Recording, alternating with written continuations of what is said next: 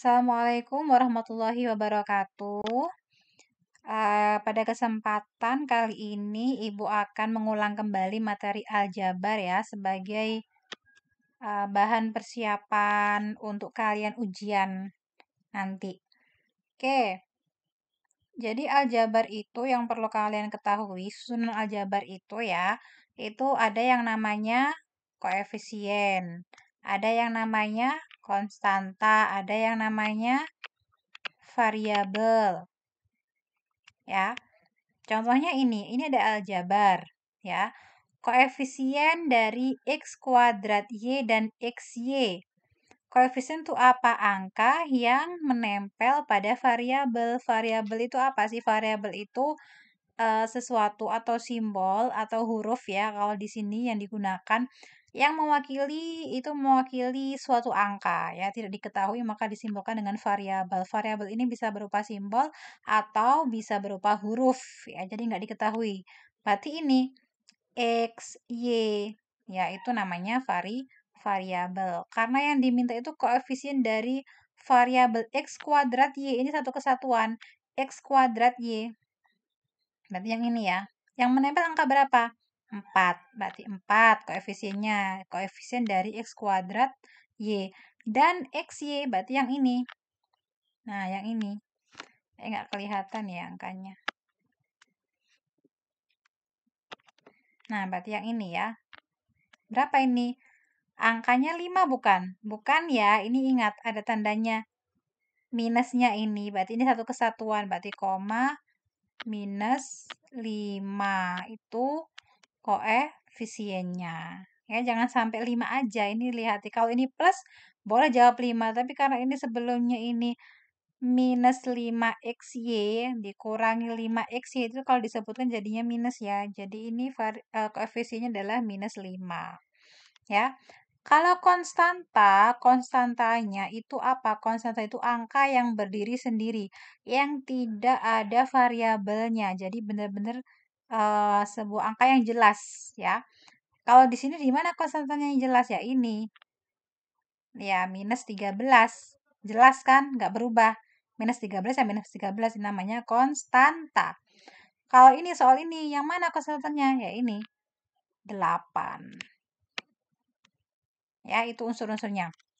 Nah, kalau tanyakan ada berapa suku, ini juga bagiannya ya, biasanya ada juga pertanyaan sukunya ada berapa? Sukunya itu satu kesatuan ini yang dipisahkan oleh operasinya. Jadi minus plus, jadi ada sukunya berapa ini? 1, 2, 3. Kalau ini 3 suku. Kalau ini sukunya ada berapa? 1, 2, 3, 4. 4 suku ya, satu kesatuannya itu.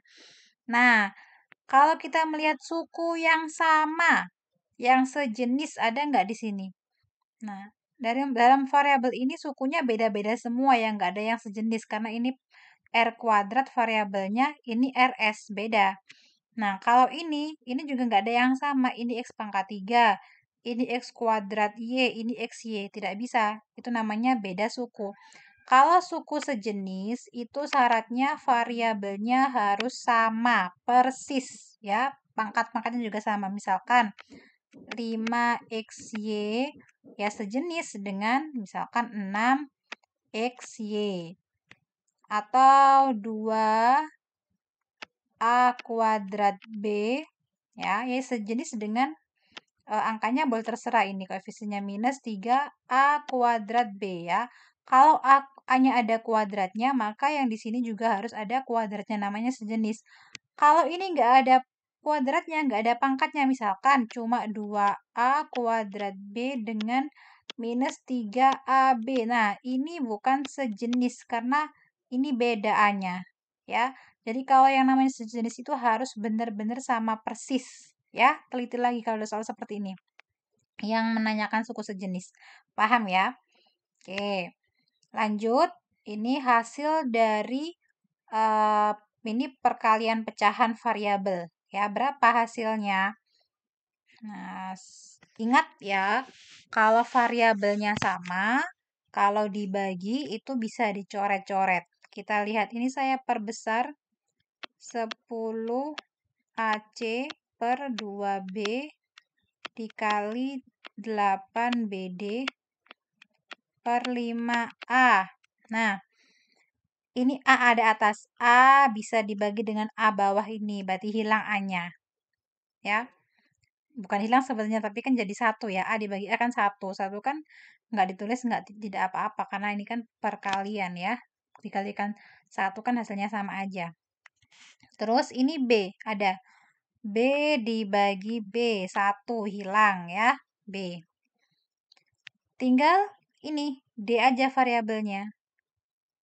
Ya, tinggal D ini sudah, sama ini, sama C.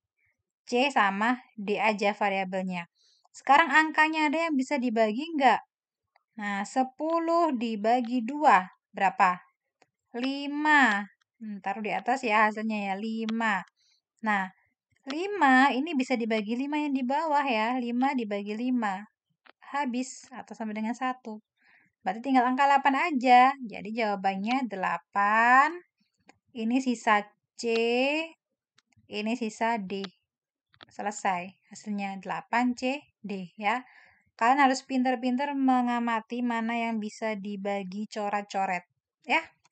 Oke.